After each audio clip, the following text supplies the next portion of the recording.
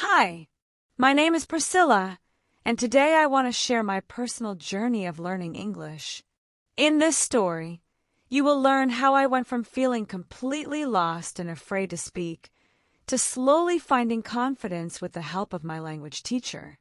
I will show you the steps I followed, the changes I made, and the small habits that helped me improve. I hope my experience inspires you to continue learning and gives you ideas to make your English journey easier and more enjoyable. Chapter 1, my first step. I always felt that English was too big and too complicated for me. Whenever I tried to speak, the words disappeared from my mind, and I felt embarrassed. I thought everyone else spoke better than me, and that made me even more afraid to try. Deep inside, I knew I wanted to speak English, but I just didn't know how to start or what to do first. One day, after feeling frustrated with myself again, I realized that I couldn't improve if I didn't take action. So I decided to join a small language center located a few streets away from my house. I didn't know if it would work or if I would even understand anything, but I told myself that taking the first step was better than staying still. When I walked into my first class, I met Mr. Collins, my new English teacher. He greeted me with a warm smile and made me feel comfortable right away. When I introduced myself with broken English, he didn't judge me or correct me harshly. Instead, he said, "Priscilla, every English speaker once stood exactly where you are standing now." Those simple words gave me a spark of hope. He explained that learning English wasn't about speaking perfectly from the beginning. It was about making slow but steady progress and not being afraid of mistakes. He told me that each mistake was a sign of growth, not failure. His words made the idea of learning English feel less impossible. That night, after my first class, I felt something different. For the first time, English didn't feel like a mountain. It felt like a road I could walk, even if the walk was slow. I opened my notebook and wrote, "Today I begin." It was the first promise I ever made to myself about learning English. Chapter 2, Learning Through Listening. A week later, Mr. Collins taught me something that completely changed the way I saw English. He told me that before I could speak confidently, I needed to train my ears. He said that listening was the foundation of natural speaking, and that if I filled my days with English sounds, speaking would eventually become easier. I started listening to short English audios, simple videos, and even children's stories. At first, everything sounded fast and confusing. I could only understand a few words, maybe one sentence here and there. Sometimes I felt discouraged, wondering if my ears would ever adjust. But I reminded myself that progress happens slowly, and I kept going. After a few days, I began to notice small changes. I started recognizing words more often. I noticed patterns, expressions, and sounds that were familiar. I realized that listening wasn't just a practice. It was a way to train my brain to think in English. Every time I listened, I felt a little more connected to the language. Mr. Collins encouraged me to listen to English for at least 15 minutes every day. He said it didn't matter if I understood everything. What mattered was that my ears were absorbing the rhythm of the language. I listened while walking, while cleaning, and even while eating breakfast. Slowly, English started becoming part of my daily life. By the end of the month, I felt a huge difference. I still couldn't speak fluently, but I didn't feel as lost as before. The sounds no longer felt strange or unfamiliar. It felt like my ears were finally waking up. I understood then that listening was one of the most powerful tools I had for learning English. Chapter 3, Finding My Voice. After helping me train my listening, Mr. Collins told me it was time to start speaking. That idea made me nervous. My heart started racing, and my hands felt cold. But he told me that fear was normal and that the only way to overcome it was to speak, even if I made mistakes. He asked me to describe my morning using any English words I knew.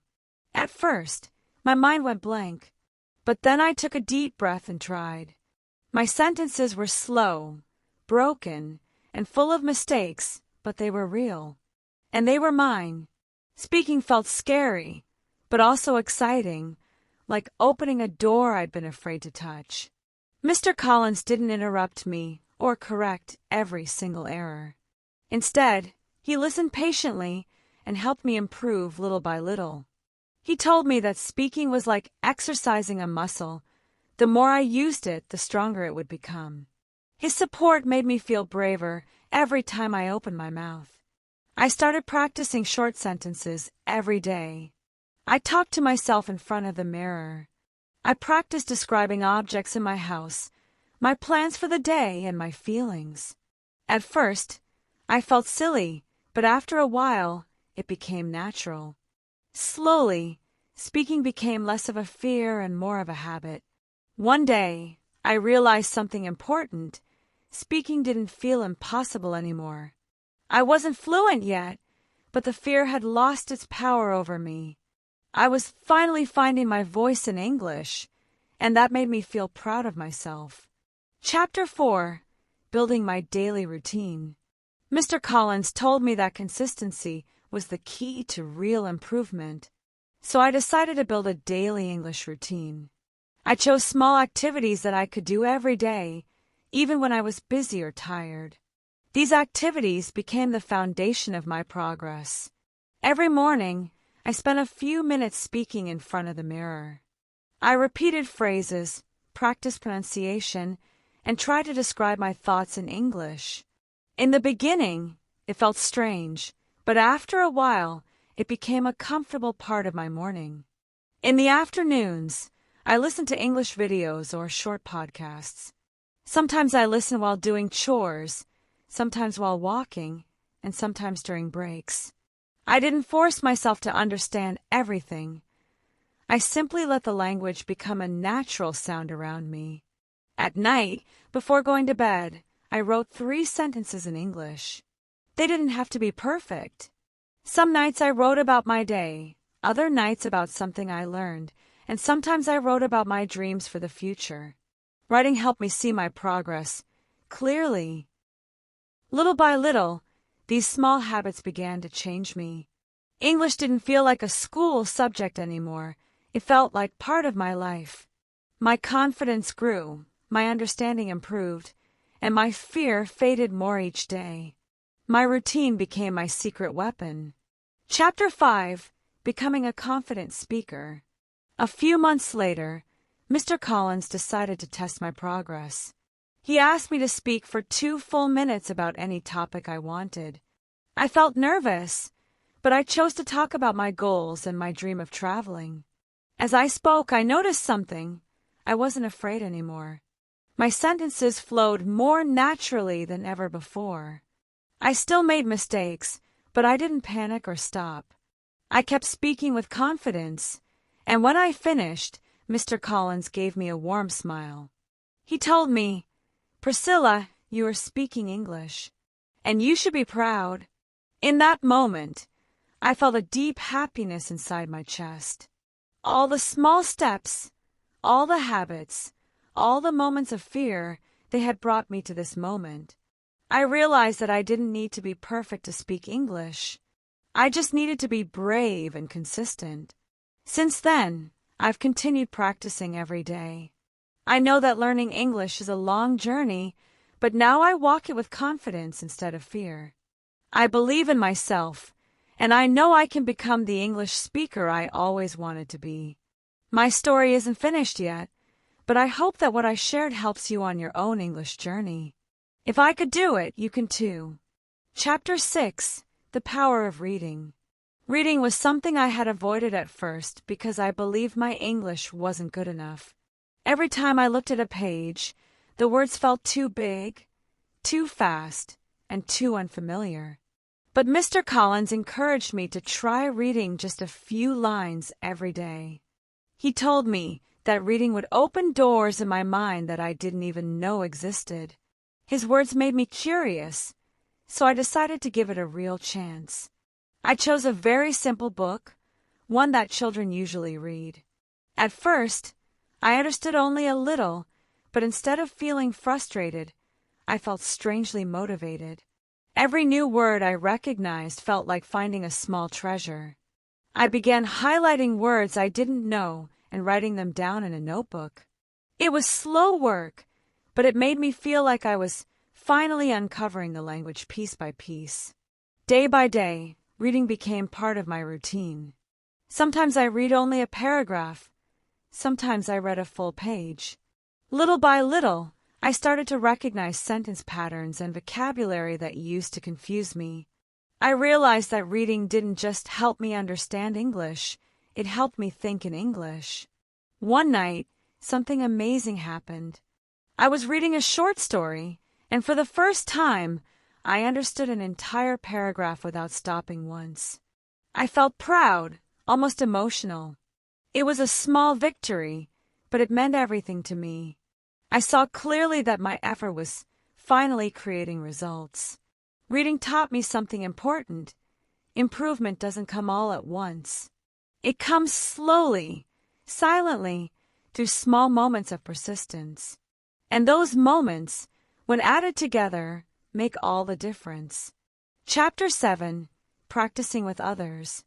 After building confidence on my own, Mr. Collins encouraged me to practice speaking with other students. The thought terrified me at first. It felt one thing to speak alone in the mirror, and another to speak in front of real people. I worried they would judge my mistakes or laugh at my pronunciation. But deep inside, I knew I needed to face this fear. The first time I joined a conversation group, my heart was pounding so loudly I thought others could hear it. When it was my turn to talk, my voice shook, but the group was incredibly kind. They were students just like me, struggling, learning, and trying their best. Knowing we were all on the same journey made me feel safe.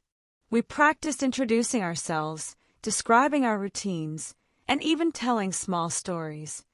I made mistakes every minute, but with each sentence, I felt braver. Little by little, I noticed that speaking with others helped me think faster, react quicker, and use the expressions I had learned while listening and reading. After a few meetings, something changed inside me. I stopped focusing on my mistakes and started focusing on communication. I understood that speaking English wasn't about sounding perfect, it was about connecting with people. The more I practiced, the more natural my voice became. Practicing with others taught me that fear doesn't disappear by hiding. It disappears by confronting it. And every time I spoke, even if I stumbled, I felt that fear losing its power over me. Chapter 8: Breaking through my frustration. Even with all the progress I had made, there were days when English felt impossible again. Sometimes I forgot words I had already learned. Other days, my pronunciation sounded strange, or I couldn't understand sentences that I usually understood easily. These moments frustrated me deeply, and I questioned whether I was truly improving. One afternoon, feeling overwhelmed, I told Mr. Collins about my frustration. He listened carefully and told me something I will never forget. "Priscilla, progress is not a straight line. Some days you go forward, some days you go backward, but what matters is that you keep moving." His words calmed my heart. I realized I needed to be patient with myself. To manage my frustration, I started celebrating small successes instead of waiting for big ones. If I learned one new word, that was enough. If I understood one sentence in a podcast, that was progress. If I spoke 1 minute longer than yesterday, that was a victory. This shift in mindset changed everything for me. I also learned to rest when I needed to. Some days I didn't study intensively. Instead, I listened to music or watched something simple in English. I discovered that resting was part of learning too. It gave my mind time to absorb everything I had practiced. Slowly, the days of frustration became less frequent. I began trusting the process, believing that every effort counted, even the ones that felt small. And once I accepted that learning takes time, I started enjoying the journey more deeply. Chapter 9. Discovering my own learning style. The more I studied English, the more I realized that not everyone learns the same way. Some of my classmates improved faster through conversations, while others preferred grammar exercises. At first, I tried to copy their methods, but they didn't always work for me. That's when I decided to discover my own learning style. I paid attention to which activities helped me learn more effectively. I noticed that listening helped me understand pronunciation and natural expressions. Speaking helped me gain confidence. Reading helped me grow my vocabulary. Writing helped me organize my thoughts. Each skill worked together like pieces of a puzzle. I also discovered that I learned best by repeating things many times. I didn't feel embarrassed about repetition anymore. I understood that it was my personal way of mastering English. I created flashcards, repeated phrases out loud, watched the same videos twice, and practiced dialogues until they felt natural. Another thing that helped me was using English in real-life situations. When I cooked, I described the steps in English. When I walked, I narrated my surroundings. When I was planning my day, I said it out loud in English. These small habits made the language feel alive, not just something I studied. Discovering my own learning style empowered me. I realized I didn't need to do everything perfectly. I needed to do what worked for me. Understanding how I learned best made my English journey smoother, faster, and more enjoyable. Chapter 10. A new version of myself. Months passed, and one day I realized something incredible. I was no longer the same girl who started this journey. English had changed me, not only my skills, but my confidence, my discipline, and the way I saw myself. I felt stronger, more determined, and proud of how far I had come. I practiced speaking in front of the mirror and felt no fear. I listened to English content and understood much more than before. I read pages, not just sentences. I spoke with friends without worrying about every mistake.